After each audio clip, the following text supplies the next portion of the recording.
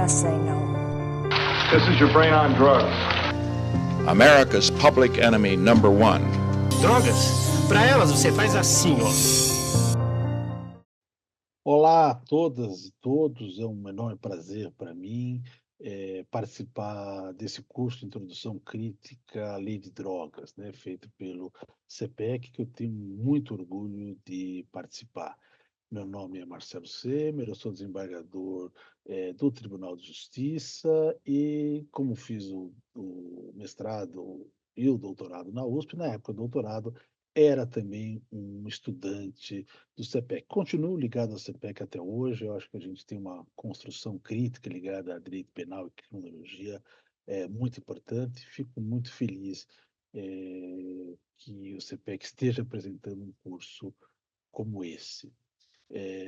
Me apresentar para quem não consegue me ver, eu sou um homem branco, estou chegando aos 58 anos agora, tenho cabelo, barba e bigode já grisalhos, estou vestindo uma camisa social cinza claro. Bom, o tema que me foi dado tem muito a ver com o trabalho que eu fiz na USP, né? Uma pesquisa sobre sentenças criminais que procurava ver exatamente isso, o papel dos juízes no grande encarceramento. Eu fui analisar como os juízes sentenciam drogas. Então, eu vou trabalhar com vocês duas pesquisas. Primeiro, a minha, que é a pesquisa que eu tenho mais dados e que eu posso apresentar com maior particularidade, né, detalhes, né? A pesquisa que originou a tese do Sentenciando o Tráfico foi apresentada em 2019 e a base são sentenças prolatadas entre 2013 e 2015. Mas também, ao final da aula, vamos comparar com a pesquisa IPEA-Senad. IPEA é o Instituto de Pesquisa Econômica Aplicada, Senad é a Secretaria de Combate às Drogas e Gestão de Ativos do Ministério da Justiça. Eles apresentaram uma pesquisa sobre processos criminais de drogas em setembro de 2023, né, agora há pouco, e a base da pesquisa deles são sentenças pesquisadas a partir de 2019. Nós temos aí, digamos, algo em torno de 4, 5 anos de diferença entre uns e outros. É interessante ver o que se manteve, o que alterou nesse percurso. Bom, eu vou começar com a minha pesquisa, que é do Sentenciando o Tráfico, e tentar explicar primeiro para vocês por que eu fui fazer essa pesquisa. Bom, tá bom, a gente tem que achar um termo para o doutorado, lógico, fui buscar um termo, mas o que estava me incomodando quando eu fui fazer? Basicamente, que nós tivemos, como vários outros lugares do mundo, um enorme crescimento da população prisional, né, a gente chamou de grande encarceramento esse processo, né, até resultar no que a gente chama hoje do hiperencarceramento, enfim. Mas esse nosso encarceramento não aconteceu só no Brasil, aconteceu em diversos lugares do mundo, tanto na América Latina, quanto na Europa, em África, etc. e tal. E muito se discutiu isso, sobretudo no final do século XX, da uniformidade das causas que levaram a esse grande encarceramento. As grandes discussões sobre isso, os modelos que tinham sobre isso, versavam sobre a questão da mudança nos anos 70, do final do que a gente chamava de welfare state, ou um regime de Fordismo, para o neoliberalismo. E, a partir daí, todas as consequências que isso veio causar. Então, essa era a tônica básica das pesquisas. Acontece que o Brasil, esse grande encarceramento foi captado a partir de 90, não a partir de 70, a partir de 1990, não a partir de 1970, de 1990 para frente. E ele continuou, no mesmo sentido, quando nós tivemos um governo assumidamente neoliberal, né, do Fernando Henrique Cardoso por 2 gestões, e depois um governo que se dizia desenvolvimentista, progressista, etc. e tal, mas, no entanto, o crescimento continuou. Então, não dava mais para dizer, como dizia o Louis Vacan, que quando o Estado social enfraqueceu, que cresceu o Estado penitenciário. Na verdade, no Brasil, eles foram ao mesmo tempo, né? Porque, em grande medida, muitas questões do Estado social, sobretudo os programas de transferência de renda, eles começaram a partir do século XXI, começaram a partir de 2003, muito mais vigor, digamos assim, mas isso não cedeu à questão do crescimento da criminalidade e o crescimento do encarceramento, sobretudo. Então, é uma coisa que me tive vontade de perguntar, afinal de contas, o que é que tem a ver com o nosso encarceramento?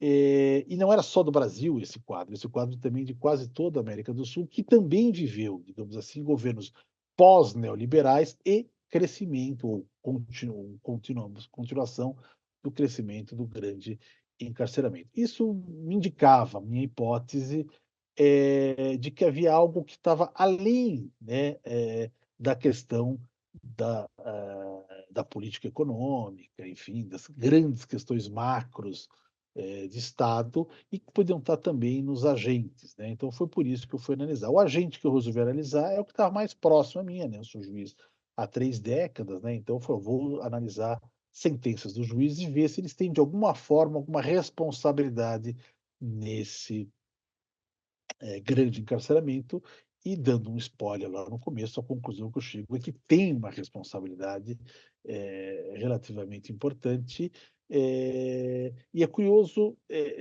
diferenciar, por exemplo, do que aconteceu principalmente nos países da common law, como Estados Unidos e Inglaterra. Os Estados Unidos é o que teve um crescimento, prisional mais expressivo, né, de todos, né, que chegou a mais de 2 milhões de presos, enfim. E o que a gente viu nesses países é que aumentou, sobretudo, o grau de encarceramento a partir do momento em que reduziu a discricionariedade dos juízes, né, ou seja, eles podiam aplicar penas, não havia penas mínimas, podiam aplicar todas as formas de pena, e começam a ter elementos que reduzem essa discricionariedade, né.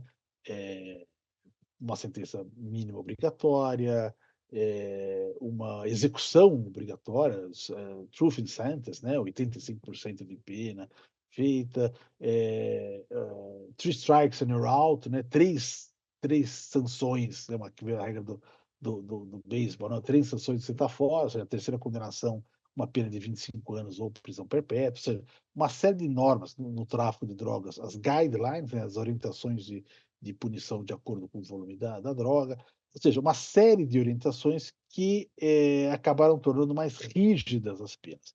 O que eu, trago de diferente é que, pelo menos no que se refere ao tráfico de drogas, com os juízes brasileiros aconteceu exatamente o contrário. Foi quando a lei, em 2006, deu maior discricionariedade, ou seja, ele não sendo mais obrigado a decidir em regime fechado e podendo restringir, aplicar penas restritivas, principalmente pelas decisões que o Supremo foi, digamos assim, balizando a lei, né, ainda assim, com mais discricionalidade, os juízes optaram pelas soluções mais severas. É por isso que eu digo que, ao final das contas, existe aí uma a responsabilidade dos juízes nisso. Bom, mas vamos começar do começo aqui. Por que que eu escolhi o tráfico de drogas? Porque era o crime que mais crescia naquela época e continua crescendo, e é o crime que mais encarcera, né. Quando eu fiz aqui, você está os slides da época, né, era 28 a população prisional, e se você for pegar hoje está mais ou menos a mesma coisa, e nunca mudou dessa faixa, né. Significa dizer que quase um terço da população prisional é ligado a crimes de drogas. E como a gente vai ver aqui, os microtraficantes é que fazem esse grande enxame aí que provocou o nosso grande encarceramento. A pesquisa eu fiz com 800 sentenças, foi pesquisa feita pelos sites dos tribunais, né, que são sites bem complicados para pesquisa, e envolveu 315 municípios diferentes. O único viés que eu procurei, fui procurando os municípios, separando primeiro os municípios, depois procurando as sentenças. O único viés que eu procurei é tentar encontrar sentenças de juízes diferentes, para que a gente não ficasse viciado no mesmo juiz, e essas 800 sentenças foram prolatadas por 665 juízes diferentes. Mas por que não 800? Porque tem lugares que só tem um juiz, porque tem lugares que tem vara privativa, então vou pegar, sei lá, 20 sentenças de Belo Horizonte, tem 4 juízes fazendo, então só vão ser 5 sentenças. Idem em Goiânia, onde só tinha 2 juízes, enfim, então acaba fazendo isso. Entre 2013 e 2015, eu peguei uma certa proporcionalidade entre os estados, eh correspondendo da população. Não fiz correspondendo à população prisional, porque era muito complexo, mas mais ou menos acaba acontecendo. Bom, primeira coisa a investigar é quem eram os réus desses processos, né? Quem são os réus dos processos de tráfico de drogas? A minha avaliação estimativa é de que não menos de 2/3 dos réus eram pobres. Quando eu coloco não menos de 2/3, eu estou falando uma estimativa um pouco imprecisa. E por que ela é imprecisa? Porque eu fiz uma pesquisa de sentenças, não de processos. E, portanto, eu tenho que chegar na sentença e descobrir se na sentença ele é pobre, ou hipossuficiente, vulnerável, enfim, de alguma forma, alguma qualificação. O que eu tinha na minha mão para conseguir isso? Primeiro, a ideia do defensor, né? Se é o defensor público ou o defensor dativo, porque, via de regra, a pessoa que tem condições de disputar em juízo vai contratar o seu próprio advogado e quem não tem. Mas, ainda assim, eu fui buscar os elementos de qualificação que existiam nos autos. O juiz coloca. Muitas vezes ele vai dizer: vou aplicar a pena mínima a pena de multa no baixo, porque ele claramente não tem condições.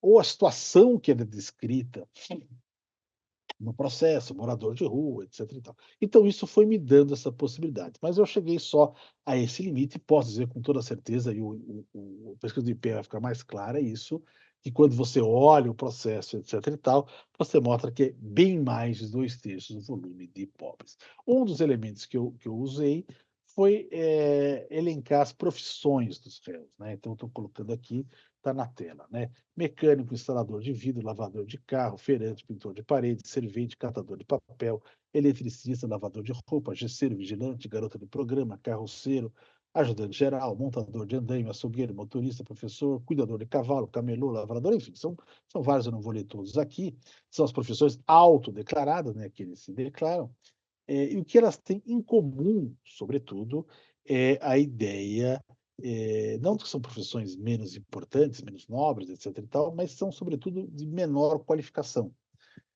Na pesquisa do IPEA, a gente vai ter um dado que é mais contundente sobre a qualificação, educacional, e vai ficar mais claro isso, mas esses professores já dão uma amostra, digamos assim, do grau de qualificação, escolar, que a gente tem. Você não tem aqui um advogado, economista, um psicólogo, enfim, aqueles que exigem um grau de qualificação maior, e acho que isso tem a ver um pouco com a nossa distribuição social. Outra questão que é bem importante é que 80% dos réus são primários, né. Outra questão que é para mostrar um pouco também, que tipo de réu a gente trata, é a apreensão dos valores, a apreensão média dos valores. Eu vou traduzir aqui para o salário mínimo, né, eu coloquei em reais, mas aqui fica defasado. 67% das apreensões, quando você apreende droga e também tem dinheiro, são inferiores a 10% de um salário mínimo, né, que seria hoje algo em torno de, sei lá, R$ 150, coisa assim. Ou seja, são pequenos valores envolvidos. E se eu colocar o teto de um salário mínimo, eu tenho 93%, ou seja, quase todas. Isso mostra duas coisas, né. Primeiro, tem um potencial de mostrar duas coisas diferentes. Primeiro, a pobreza, ou seja, mesmo que se a pessoa tiver mais dinheiro, ela vai ser vista com mais dinheiro. E segundo, a questão da pouca investigação, ou seja, o dinheiro é apreendido com aquilo que ele tem na mão, e a gente não consegue apreender outras quantias de dinheiro mais, vultosas. Então, eu acho que essas duas coisas são as questões centrais, no qual a pesquisa flagra, e basicamente ela se reflete no que a gente chama de seletividade, né. Ou seja, por que que a pesquisa vai pegar sobretudo os pobres? Ela vai pegar sobretudo os pobres, porque eu não tenho investigação. Ou seja, aqui outro slide, a prisão em flagrante é 89% e a investigação 11%. Na verdade, prisão em flagrante foi quase 100%. O que eu estou colocando aqui é que, por volta de 11% dos processos, houve uma investigação formalizada antes da prisão, como uma busca e apreensão, mandado de busca e apreensão. A polícia pede para o juiz: olha, eu estou suspeitando daquela casa, eu quero dar uma olhada, ou a interceptação, eu tenho elementos para mostrar que eles estão traficando droga, etc. E tal. O que eu quero dizer com isso, com esses números, é que o volume de investigação é muito pequeno. O grosso da repressão se dá pelo patrulhamento, ou seja, se dá pela prisão sem investigação. É aí que a gente percebe a enorme, a enorme importância da seletividade. Por quê? Porque vão ser presos as pessoas que forem encontradas com droga ou traficando. Mas para isso é preciso que elas sejam vigiadas, fiscalizadas, monitoradas, escolhidas na rua. E aí é que a gente vai entrar com a questão da seletividade. Basicamente, isso é importante dizer, que vai ser mais relevante no futuro, 70% das pessoas que prendem são policiais militares. Na verdade,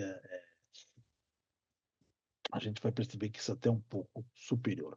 Outra questão que mostra a pouca investigação é uma coautoria minguada. Então, eu tive 800 processos, eu trabalhei com 1.200 réus, ou seja, uma média de 1,5 réu por processo. Isso quer dizer o quê? Apesar do tráfico ser um crime que se pratica em sociedade, digamos assim, várias pessoas, você só tem a punição de uma pessoa ou duas pessoas num processo. 70% dos processos, mais de 70% dos processos, só tinha uma pessoa que foi responsabilizada. Por que isso? Porque não tem investigação. Então, eu vou fazer só aquela pessoa que eu prendo na rua. Portanto, isso é mais um indicativo da ausência de investigação. Essa questão da ausência de investigação ela faz a questão do patrulhamento ser, sobretudo, a questão central, ou seja, a grande repressão do tráfico de drogas é feita pelo patrulhamento, sobretudo pela Polícia Militar, hoje em dia também pela Guarda Civil Metropolitana. Era muito pequena naquela época, mas hoje subiu,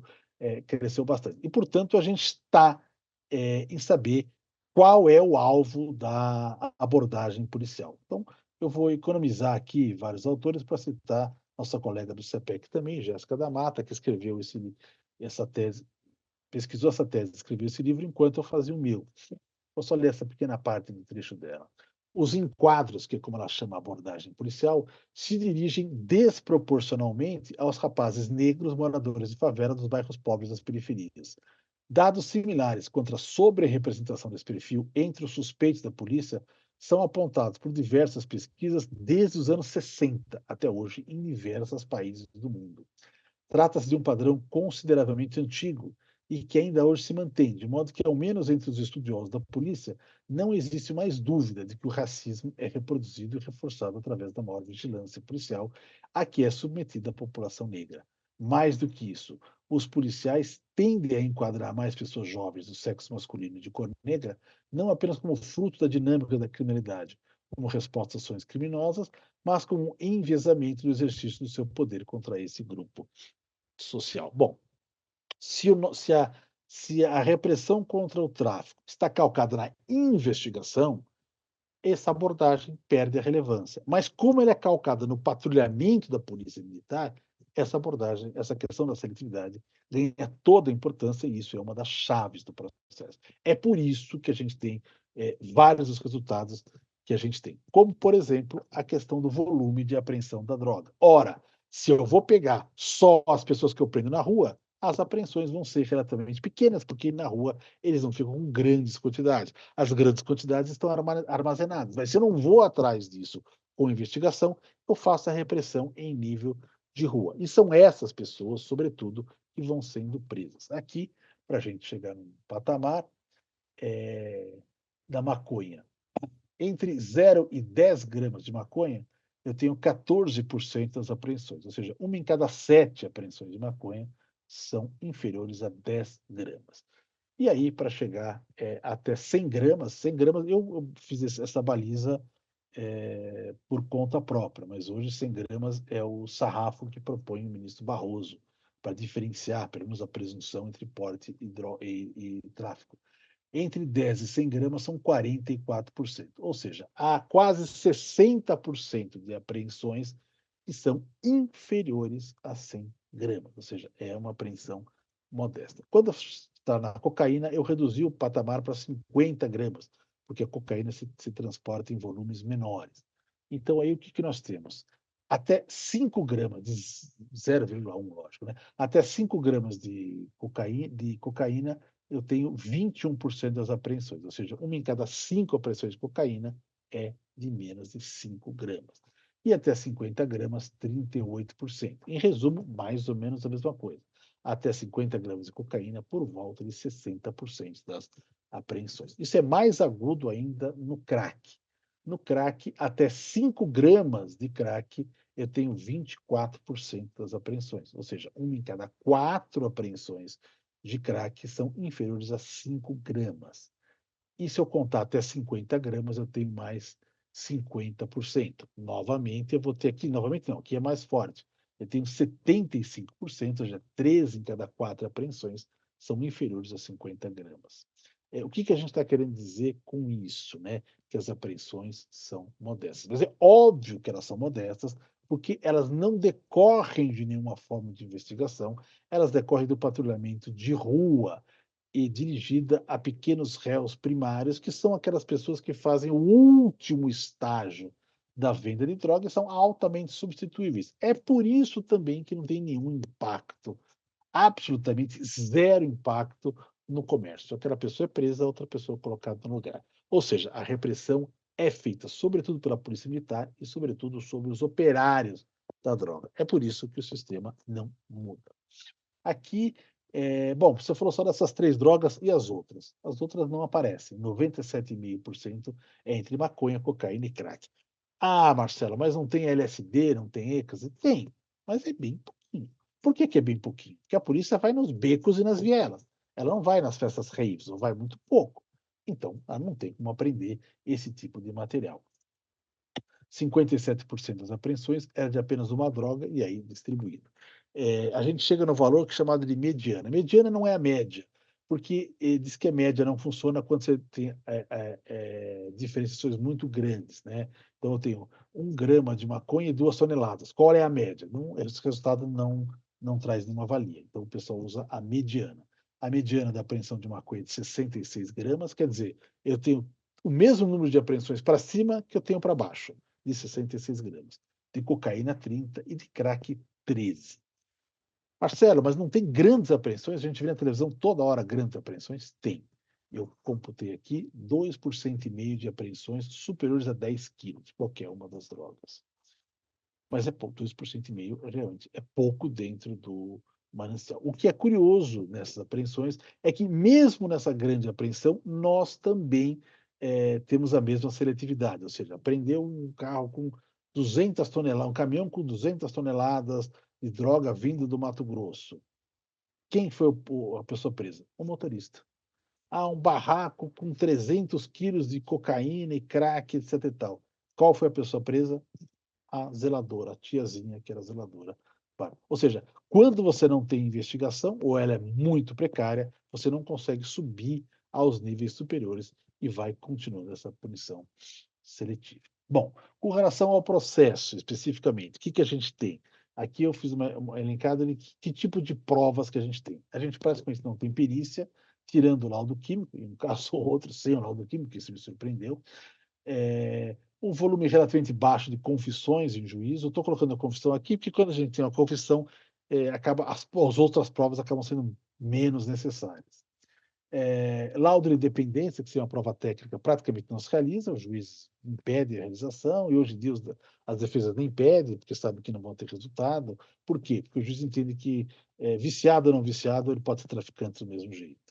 Sobretudo, eu queria chegar aqui na conclusão que a prova se concentra nas testemunhas e, dentre as testemunhas, 90% delas são agentes de segurança. É policial militar, policial civil, guarda civil, agente penitenciário, policial federal, etc. Ou seja, a prova do tráfico é, sobretudo, uma prova testemunhal e da polícia. Aqui uma outra questão interessante, que vai ser importante para a gente fazer uma comparação depois com a pesquisa do IPEA. Quando há ingresso em residência, pela pesquisa, de cada 6 ingressos em residência, apenas 1 deles, ou seja, 16%, apenas 1 deles tinha mandado de busca e apreensão de juiz. Nos outros, a polícia vai dizer que os réus convidaram, e etc e tal, ou que viram, ou que sentiram o cheiro, etc e tal. Essa é uma das questões mais delicadas hoje na jurisprudência. Naquela época não era. Naquela época isso era aceito com tranquilidade. Hoje o STJ já começa a colocar uma série de aparas em relação à licitude da violação de domicílio, né? E a mais importante, foi dizer que quem tem que provar a violação do domicílio é a polícia. O Supremo, no entanto, está moderando as decisões do STJ e eu acho que a tendência é que todo o avanço criado pelo STJ pode se perder no ar, né? Tudo que é sólido, mais hora, menos hora, também desmancha no ar, a gente já sabe disso. Bom, a questão central, portanto, é o testemunho policial, e a ideia é, quanto vale o testemunho policial, né? Essa é a grande questão jurídica do processo, e a resposta é basicamente simples. O testemunho policial vale tudo. Essa é a resposta que os juízes dão. Primeiro, há uma confusão, né, em que os juízes falam que é uma presunção de legitimidade. Ah, ele é funcionário público, uma presunção de veracidade. Aí, a meu ver, é um equívoco jurídico, né? Essa presunção de legitimidade, ela tem valor no direito administrativo. No direito administrativo, a presunção de legitimidade existe para evitar que o Estado possa forçar o particular, né, determinadas condutas, sem ter que entrar em juízo o tempo todo para fazer isso. Mas no processo penal, ele tem que entrar em juízo, não tem jeito. O Estado entra em juízo para provar o particular. E, sobretudo, a presunção que existe no processo penal é de inocência, portanto, não pode ser a de legalidade da polícia. Outros juízes colocam que o policial não tem motivo para mentir. Eu diria que isso aqui é uma ofensa aí, a uma compreensão psicológica, né? Eu acho que todo mundo tem motivo para mentir, do policial até o desembargador. Não existe ninguém que não minta. Num estudo feito pela professora Maria Gorete Marques de Jesus, que eu estudei antes de fazer minha tese, né, quando ela foi anterior, ela vem da sociologia e ela foi buscar a verdade nos processos de tráfico e foi conversar com as pessoas. A sociologia ela faz diferente, ela faz estudo, ela faz entrevistas, né? É, e uma das coisas que ela ouve foi do promotor de justiça dizendo: bom, mas eu só tenho um policial, se eu não tiver um policial não tenho mais nada, então eu tenho que acreditar nele. E, a meu ver, é um equívoco, né? O promotor não tem mais prova exatamente porque ele acredita nisso. Se ele falasse, não quero essa prova, eles vão ter que buscar outra prova. E ouvindo policiais, um dos policiais disse para ela o seguinte: nós temos que fazer o número X de plantões, de flagrantes por semana. Então, nós temos uma produtividade que a gente não pode perder. Então, não é verdade que ele não tem motivo para mentir. Há vários motivos. Não quer dizer que todos mintam, mas motivos é.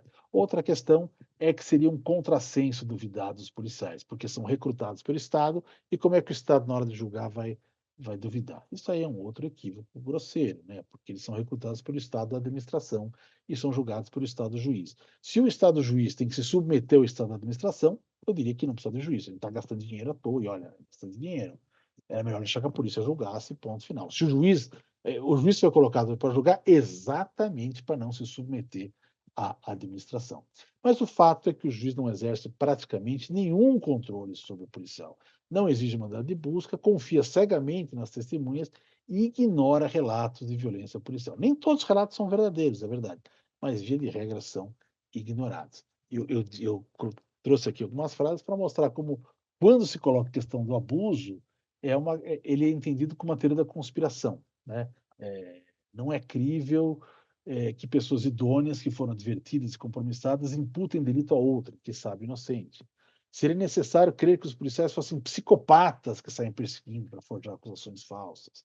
Tal conclusão importaria admitir que contra o acusado formou-se uma verdadeira conspiração. Enfim, a ideia de que, para eu entender que isso é possível, teria que ser uma conspiração.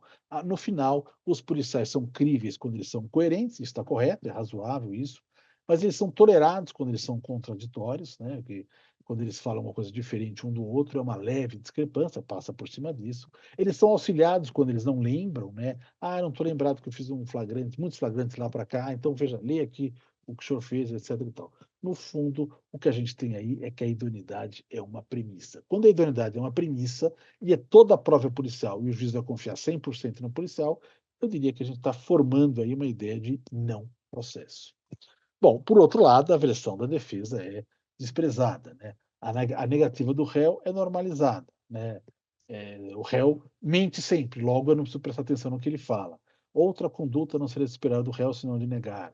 O acusado tem interesse em falar com a verdade. Em juízo, como só ia acontecer, como costuma acontecer, o acusado negou. Na verdade, se eu for para o interrogatório com esse pensamento, eu nem preciso ouvir. A verdade é que o juiz, nesses processos de tráfico, do que eu fiz na pesquisa, né, do que eu deduzi da pesquisa, é que só acredita no réu quando ele confessa. Senão, não acredita. As testemunhas deles são comprometidas, porque ou são parentes, ou são amigas, ou são usuários, e são mesmo, são as pessoas que podem depor, ou são isoladas, né? A versão ficou isolada, ou seja, independente do número, ela ficou isolada. Mas não é a verdade isolada em termos aritméticos, né? Porque você tem, ao mesmo tempo, lá eu já tive processo, tem processos aqui que eram 7 réus e 30 testemunhas de defesa. Do outro lado, o que a gente tinha era 2 policiais militares. Então, não houve nenhum tipo de, digamos assim, contabilização. Ah, tem mais testemunhas aqui. Não. O que tem é o item posterior, né? É muito comum dizer que a prova de defesa está em contrariedade com o conjunto probatório. Mas aí é um ato falho, né? Porque a prova de defesa faz parte do conjunto. E o conjunto probatório é necessariamente dialético, né? Tem as duas partes. Bom, aqui, se já não bastasse a questão da prova policial plenamente aderente à prova policial, nós ainda temos a questão dos elementos de inquérito, ou seja, que os juízes vão se referir a elementos de inquérito para afirmar a condenação. Seja a confissão, seja o interrogatório, seja a diferença na retratação, seja alguma testemunha que não foi ouvida em juízo, eu concluí que, assumidamente, pelo menos isso, 28,5% das sentenças têm elementos de inquérito confirmando. Eu achei que, quando eu dava essa aula, que eu ia dizer, bom, nós vamos aprovamos o juízo de garantias, isso vai ficar no passado. Por quê? Porque a lei de juízo de garantias previa uma muralha da China entre os elementos de inquérito e o juiz. Qual que era a ideia? O juiz de garantias recebia a denúncia e, portanto, ele analisava aqueles elementos de inquérito simplesmente para ver se tem admissibilidade ou não, e esses elementos não viriam ao processo e o juiz da instrução vai julgar sem os elementos de inquérito. Esses elementos são obtidos antes do contraditório, né? Portanto, ele não pode ser tidos como elementos de prova. Mas o que acontece é que o Supremo retalhou o juiz de garantias e fez com que quem fosse receber a denúncia fosse o juiz da instrução, né? Portanto, ele vai ter acesso a todos os elementos. E essa questão, o sistema, esse resquício do sistema inquisitório vai permanecer graças à decisão do Supremo. Bom, qual é o panorama que a gente tem até então? Tem réus pobres e primários, pouca autoria, pouca droga, eu não citei aqui, mas pouca arma também, não chega nem a 10% de pessoas presas com arma, pouca investigação, uma prova frágil, que se resume a 2 policiais. Ou seja, eu tenho relativamente um quadro de baixa gravidade e de muita fragilidade. Então, o que a gente tem como resposta a isso? É exatamente o contrário do que a gente imagina. A prisão provisória quase que absoluta, né? O flagrante convertido em 90% dos casos, durante o processo, pouco mais de um quarto deles consegue sair em liberdade provisória. A condenação, o grau por volta de 80%, perto de 78% de grau de condenação, uniforme a esses vários índices, são os vários estados, né? Uniforme nos estados. Uma pena definitiva cuja média se aproxima de 5 anos. Ah, Marcelo, mas 5 anos é a pena mínima do tráfico. Não, 5 anos é a pena mínima do tráfico sem aplicação do redutor.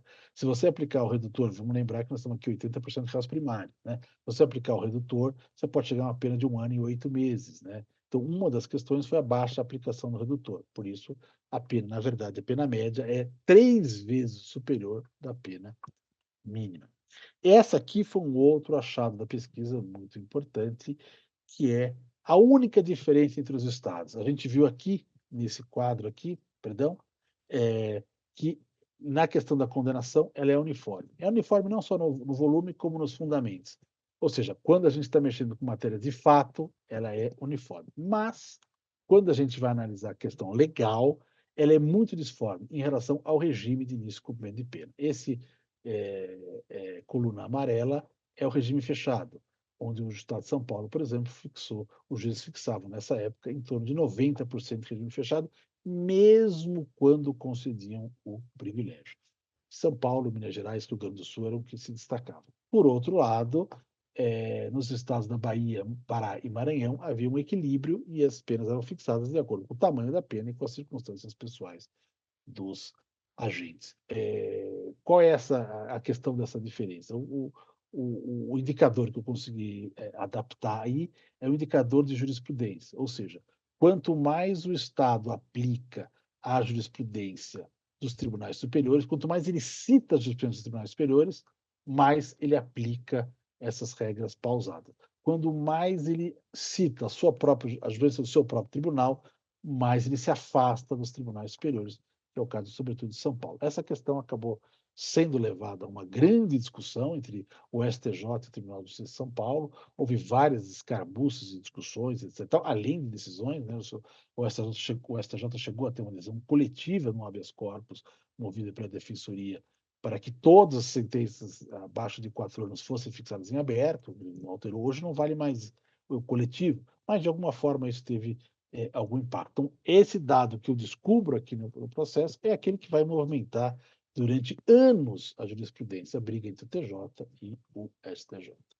Bom, agora, na última parte da aula, eu vou falar um pouco da pesquisa do IPEA. Quando eu fiz a minha pesquisa, eu fiquei um pouco nervoso. Falei, bom, mas eu estou pegando 800, 700, será que é um número suficiente? Depois, quando vi a pesquisa do IPEA, eu concluo que era suficiente, mesmo que não fosse tão abrangente quanto o deles, que eles pegaram 40 mil processos e estudaram mais a fundo 5 mil processos, mas o fato é que os números são muito coincidentes. A amostra da estatística é uma coisa bem regular.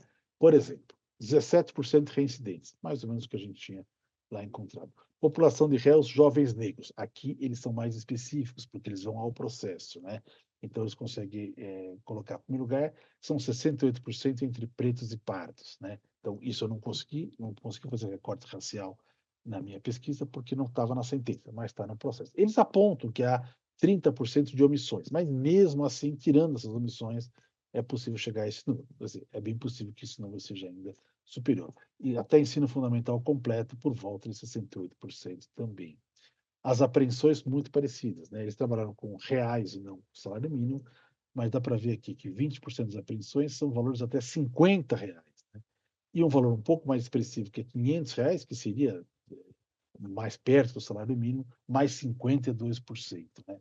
Então, a gente tinha 70% de apreensões que são inferiores ao salário mínimo, muito próximo de onde eu cheguei. Igual quadro de pobres, igual quadro de primários, igual precariedade da investigação. Portanto, tudo levando à seletividade. Pouca apreensão de dinheiro, pouca coautoria. Eu cheguei em 1,5 por réu por processo, eu chegaria em 1,4. Eu cheguei em 89% de prisão sem investigação, eles apontam 84%, ou seja, muito próximo. Eles também colocam como uma das questões centrais do relatório deles o protagonismo dos polícias militares, 76% das prisões, a gente apontou por volta de 70%. Também um número irrisório de interceptação telefônica, o meu chegava por volta de 3, o dele chega a 5. E mesmo em questão em relação ao ingresso em domicílio, né, que era 16,6, eles chegaram em 15,6 de ingresso em domicílio. Ou seja, sobretudo o que a gente vê aqui, esse quadro é que um predomínio absoluto da ação policial, do policial militar, um protagonismo da ação policial militar, e, dentro do processo, um predomínio absoluto da palavra do policial.